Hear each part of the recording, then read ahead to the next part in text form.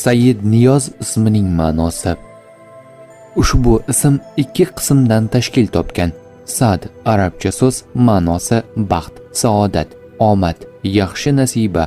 Niyoz forscha arabcha so'z bo'lib, ma'nosi iltijo, duo, so'rov, kamtarlik bilan tilash. Umumiy ma'nosi baxt tilovchi, saodat so'rab duo qiluvchi yoki baxti va ezgulik bilan bog'liq iltijo degan ma'noni anglatadi. Bu ism odatda kamtar, duogo'y, ezgulikni tilovchi, baxtli, hayotga nasibador bo'lsin degan niyat bilan qo'yiladi.